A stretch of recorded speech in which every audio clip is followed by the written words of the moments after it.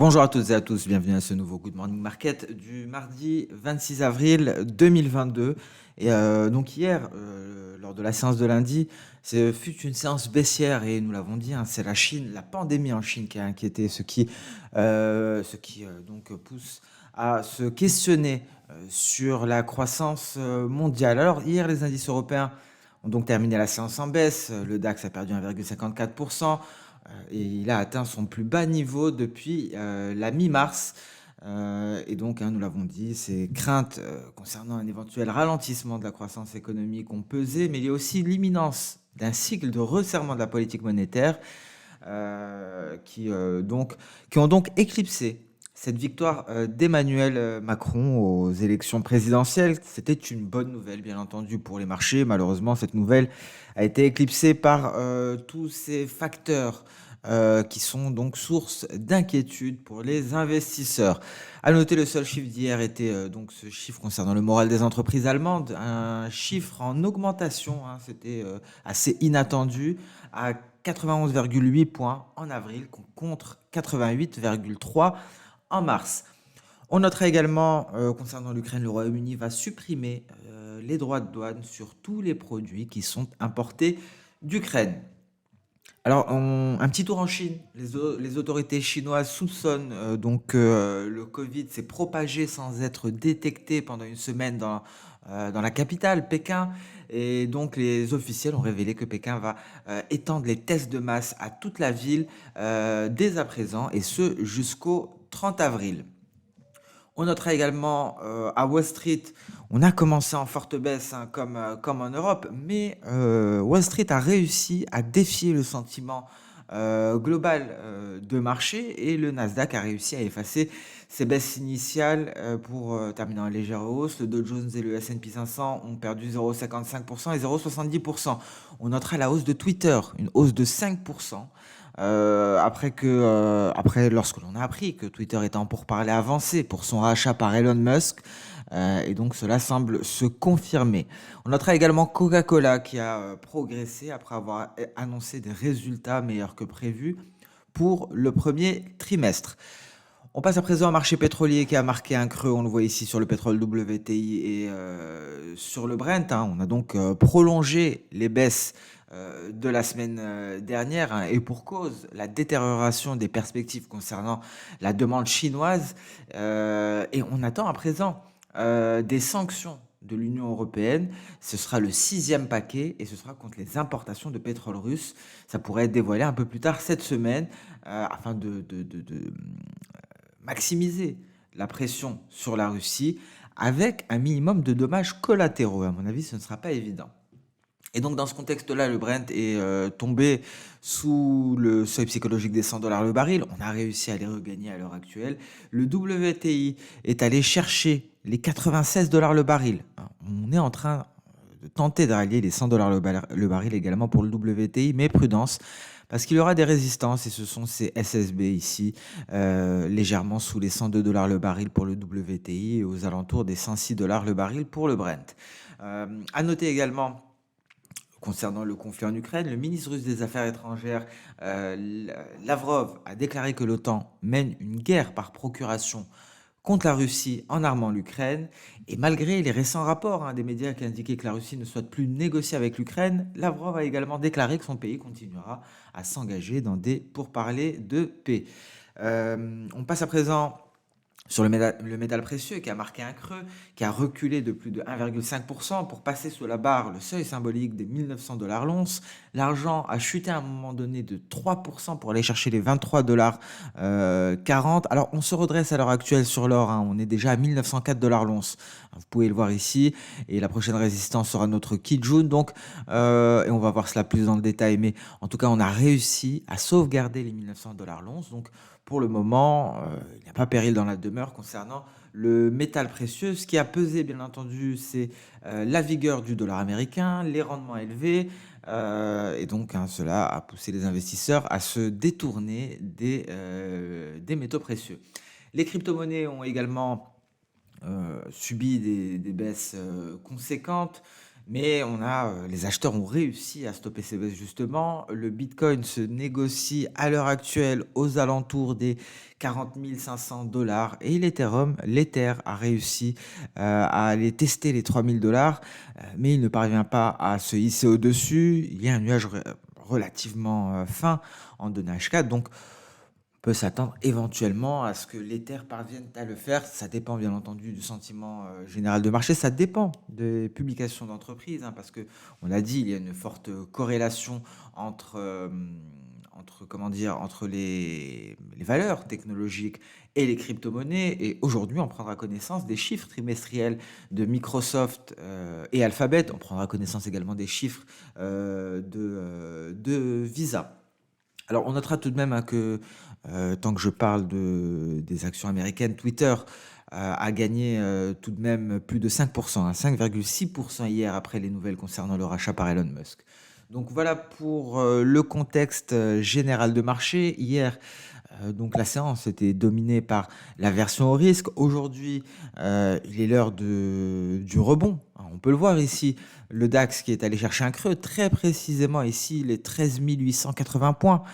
Et on est en train de se redresser, on est à l'intérieur du nuage, donc on n'invalide pas cette projection d'Osoda étant donné qu'on n'est pas passé en dessous de ce point C. Ici, c'est un point C, hein. Nous avons A, B et C à ce niveau-là. Donc on ne passe pas sous le point C. Maintenant, le tout sera de sortir de ce nuage Ishimoku, mais voyez, la Greenspan a tout de même énormément d'obstacles avant d'envisager une validation. En données H4, vous voyez, on réintègre le nuage après avoir marqué un creux. On est au-dessus des 14 100 points. Et donc, encore une fois, hein, en vue d'une hausse, il y a plusieurs résistances avant d'envisager des perspectives haussières, notamment ici la Kijun. Concernant les indices américains, il y a des résistances également, on les verra en données H4, ce sont des nuages, en données journalières, pardon, ce sont les nuages Ishimoku.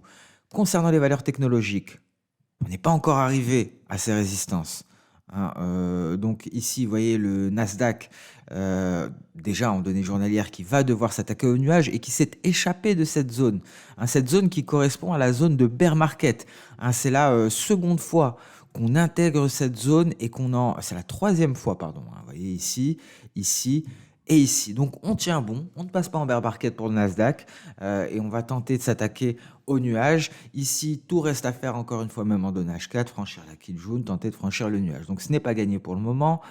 Tout dépendra des résultats d'entreprise, bien entendu. Une semaine plutôt chargée concernant les résultats. Entre aujourd'hui et jeudi, on prendra connaissance des résultats trimestriels de 5 méga valeurs technologiques. Et donc le S&P 500 également doit s'attaquer à son nuage, hein. C'est le cas des valeurs technologiques en données journalières. Vous voyez, le Nasdaq est plus en retrait, le S&P 500 s'en approche, a déjà testé la SSA du nuage, hein, cette borne inférieure du nuage. Il va falloir l'intégrer à présent en données H4. Tout reste à faire également. Le Dow Jones, lui, est un peu plus avancé. Comme d'habitude, il est déjà à l'intérieur de son nuage. Il a refusé la sortie par le bas. Vous voyez, hein, ici, l'ouverture d'hier s'est faite justement sur le bas du nuage. On est en train de le réintégrer considérablement. On est aux portes du seuil psychologique des 34 000 points. On va jeter un coup d'œil en données H4. Et ici, on est relativement plus proche du nuage, mais tout reste à faire, hein. Donc attention, il pourrait y avoir une dégradation du sentiment de marché, encore une fois. Est-ce que c'est un rebond de chat mort ou bien est-ce que c'est une réelle reprise? Tout dépendra bien entendu des discours des banquiers centraux, parce que cela fait également partie des préoccupations, ce resserrement agressif de la politique monétaire, et tout dépendra aussi, notamment concernant le S&P 500 et le Nasdaq, des résultats d'entreprise. En tout cas, nous l'avons dit, le Dow Jones est relativement avancé dans son rebond lorsque tout reste à faire concernant le S&P 500 qui doit intégrer le nuage et le franchir, et le Nasdaq, hein, qui doit également faire de même.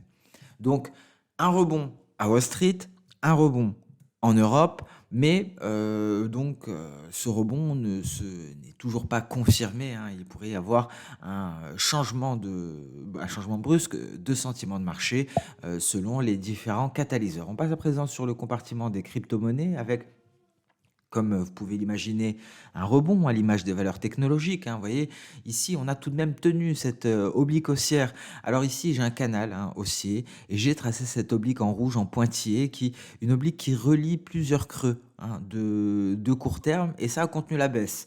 Alors, on avait évoqué l'éventualité d'aller chercher la borne inférieure, il n'en est rien pour le moment. On a réussi à rebondir avant cela, et à présent, grosse résistance tout de même pour le Bitcoin à ce niveau-là. 41 200 $ environ. Ce sera une résistance qui pourrait freiner cette hausse. Et vous voyez, hein, toutes les résistances qui restent à venir. On a cette fameuse moyenne mobile à 50 périodes et nous avons la Kijun. Donc, bon, le retour du Bitcoin aux alentours des 44 000, 43 000 $ n'est certainement pas pour aujourd'hui. Vous voyez en données H4 une autre résistance ici et c'est notre SSB. Donc un rebond qui pourrait ne pas se confirmer aujourd'hui. On reste prudent, en tout cas les acheteurs restent prudents. Pour ceux qui ont acheté le creux, j'imagine que les take profits sont déjà atteints. Donc à présent, on passe en phase d'observation pour voir si ce rebond a une chance de se prolonger ou non, selon les différentes données dont nous allons prendre connaissance. Alors, concernant l'Ether, on s'attaque déjà à la résistance à cette moyenne mobile à 50 périodes. On est déjà à l'intérieur du nuage Ishimoku. Donc, vous voyez, hein, tout reste à faire aussi pour l'Ether. Donc, pas de confirmation, hein, concernant ce rebond, un rebond qui pourrait être effacé en une demi-séance. Donc, la prudence est de mise aujourd'hui. Vous voyez, hein, cette résistance également sur l'Ether en données H4, c'est le bas du nuage, hein, c'est la même chose que pour le Bitcoin. Kusama ici rebondit également, refuse de sortir par le bas de son nuage, donc ce scénario reste possible. Ce scénario reste possible, on le garde en vue, hein, parce que effectivement, si on venait casser, si les prix parvenaient à franchir la ligne de coût, on aurait bel et bien ici une figure en épaule tête épaule inversée. Cardano ne sort pas, résiste à la sortie du nuage par le bas pour le moment et donc même topo pour Polkadot, hein. On avait noté la similitude entre ces deux crypto-monnaies, en tout cas d'un point de vue Ishimoku. Des nuages qui tiennent bon pour le moment, de justesse, hein, et seul un franchissement du nuage permettrait d'envisager des perspectives haussières. On passe à présent sur le compartiment des matières premières avec le gold qui allait marquer un creux sous les 1900 $ l'once. Nous allons le voir ensemble. Et un gold qui parvient à retrouver des couleurs. On avait parlé hier de cette marge de manœuvre de la lagging span qui nous avait mis la puce à l'oreille. Donc ce n'est pas fini pour le gold. Pour l'heure, il y a reprise. Ça dépendra du biais vert des rendements du 10 ans américain. Et donc il y a eu une belle tentative de reprise.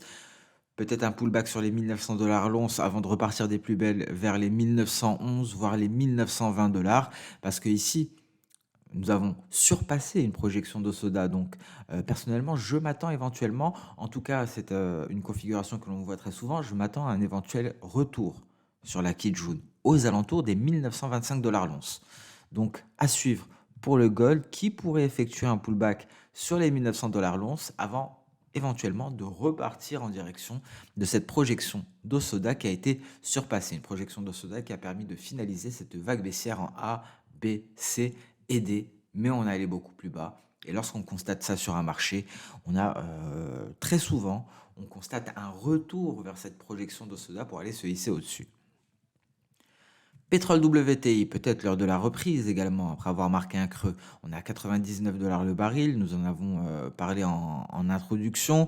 Il y a beaucoup de catalyseurs, peut-être que les éventuelles sanctions permettront de donner du carburant au pétrole WTI et Brent pour retrouver des couleurs. En tout cas, pour le moment, à l'image du gold, on est en train de rendre quelques gains qui ont été réalisés un peu plus tôt. On revient éventuellement vers ce niveau, hein. C'est un retracement externe de Fibo à 161,8%. Donc, à l'image du pullback sur le gold sur les 1900 $ l'once, peut-être qu'ici, nous avons un pullback tout simplement sur ce retracement externe de Fibonacci à 161,8%. Quoi qu'il en est, nous avons une grosse résistance à ce niveau-là. Ce sont les 101 $ le baril et on aura également les 100,30 $ le baril. Donc, il n'y a pas que le seuil psychologique des 100 $ le baril, il y a d'autres résistances en vue, en tout cas d'un point de vue H4.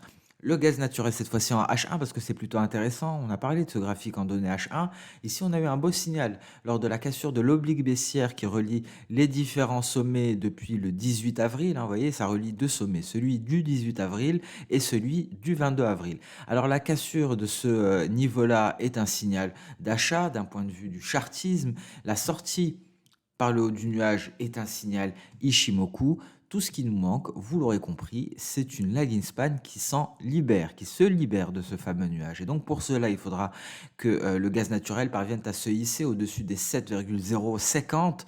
Cela devrait donc renforcer les perspectives haussières et on aime plutôt bien ici ce genre de signaux combinés, un signal chartiste combiné à un signal Ishimoku. Tout ce qui nous manque ici, c'est une lagging span qui se libère du nuage. Et effectivement, dans ce cas-là, on pourrait s'attendre à une belle reprise haussière du gaz naturel. Donc voilà pour, oui, très rapidement, le blé pourrait retrouver des couleurs. Ici, on garde un œil dessus parce qu'on pourra avoir une sortie imminente du nuage et une validation qui pourrait intervenir assez rapidement par la suite pour aller chercher notre premier objectif. L'objectif E1. Je vous rappelle qu'ici, on a trois objectifs, E1, E2 et E3, dont certaines projections de Soda ici, on va essayer de le voir, correspondent à des retracements de Fibonacci.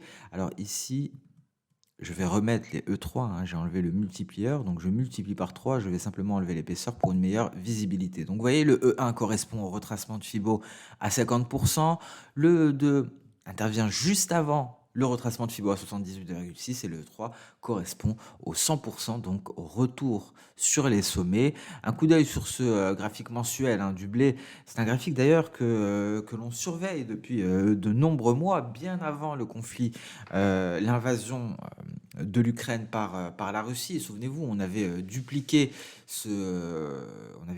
donc l'amplitude de ce rallye ici avec ce rectangle. On ne savait pas qu'il allait avoir un tel catalyseur haussier cette guerre et on avait émis l'hypothèse éventuellement donc d'un rallye vers de nouveaux sommets. Alors on l'a fait effectivement. Donc pour l'heure, il y a le retracement externe de Fibo à 127,2% qui avait freiné les hausses. On a eu une immense mèche supérieure, on repart peut-être de plus belle. Ici, pourquoi on aborde ce graphique mensuel? Tout simplement parce que on est bientôt à la clôture mensuelle. Si on clôture au-dessus, alors effectivement, je ne serais pas étonné de voir le rallye se poursuivre et aller chercher à nouveau ce niveau, le retracement externe de Fibo à 161,8%. Donc assez intéressant le blé à l'heure actuelle. Et donc, on revient en données H4. Ici, on va s'intéresser à du plus court terme. Si on sort du nuage par le haut, en franchissant la Kijun, alors là, effectivement, hein, la hausse pourrait se poursuivre. Et c'est dans ce contexte-là que l'on pourrait aller chercher ces sommets. Et ce sont ici les sommets du 8 mars à la suite donc, de l'invasion de l'Ukraine par la Russie. Un mot sur le marché d'échange avec un billet vert qui reste toujours aussi vigoureux, hein, ce qui a pesé d'ailleurs sur les métaux précieux. Vous voyez, on est sur des sommets, une hausse qui semble se poursuivre assez régulièrement en données H4 ici. Il n'y a aucune résistance en vue.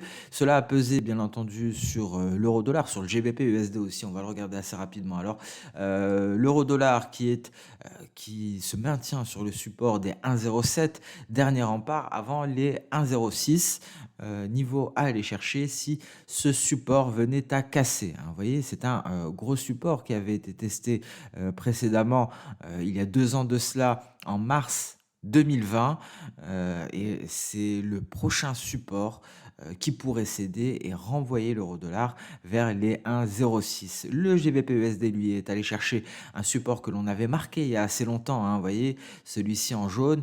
Il me semble que cela fait 2 semaines que nous avions marqué ce niveau-là.